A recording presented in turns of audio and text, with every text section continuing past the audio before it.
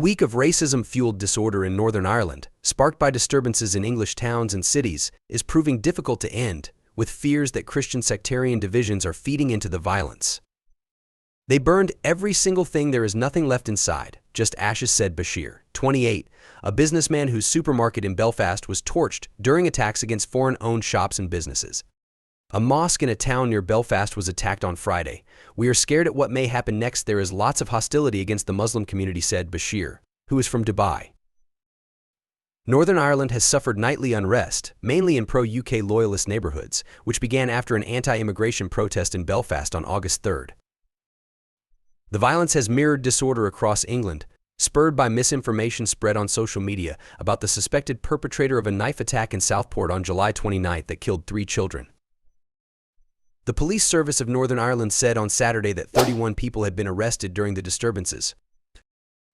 On a fundamental level, the Belfast attacks are similar in their dynamic to anti-immigration protests in white working-class areas in England, the Republic of Ireland, and elsewhere in Europe, said Peter McLaughlin, a politics lecturer at Queen's University, Belfast. "It is driven by racism and fear of the other, but in Northern Ireland it also interfaces with sectarian political dynamics," he told AFP. Under attack. That's 3 decades of violent sectarian conflict known as the Troubles largely ended in 1998, but bitterness and friction persist between pro-UK Protestant loyalists and pro-Irish Unity Catholic nationalists that took root hundreds of years ago. Outside Bashir's smoke-scarred shopfront in the loyalist inner-city district of Sandy Row, British Union flags flutter on lampposts and painted wall murals proclaim fierce allegiance to the UK. Within loyalism, there is a sense that prevailed through Northern Ireland's peace process that their community is in retreat, that their community and British identity are under attack, Mr. McLaughlin said. "Many loyalists feel they must oppose outsiders coming into those areas, who are seen as taking supposedly Protestant jobs and houses and encroaching on a community that was once dominant." After last Saturday's anti-immigration protest, rioters rampaged through the streets looking for foreign-owned businesses to attack.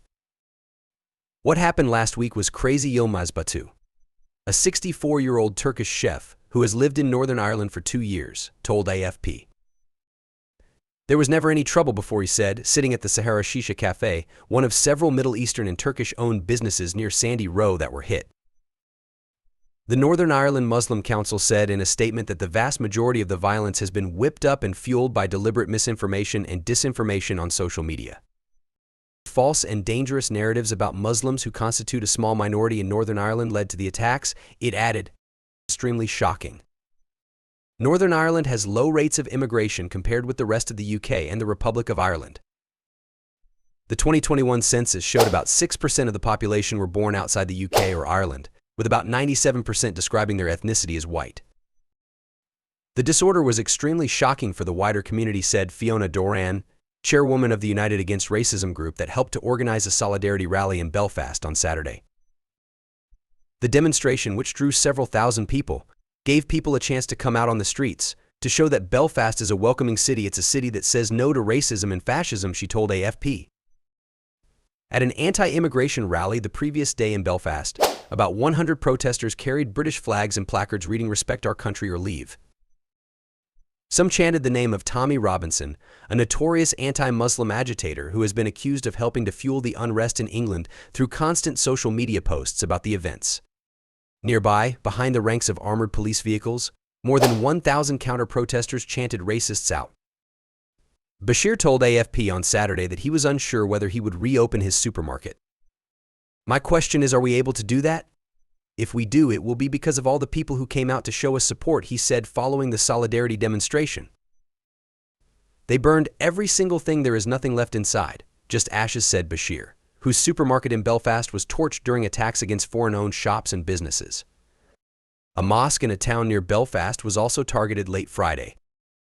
"We are scared at what may happen next. There is lots of hostility against the Muslim community," said the 28-year-old from Dubai, who did not want to give his full name, citing safety reasons. Northern Ireland has seen nightly unrest, mainly in pro-UK loyalist neighbourhoods, that began after an anti-immigration protest in Belfast on August 3rd.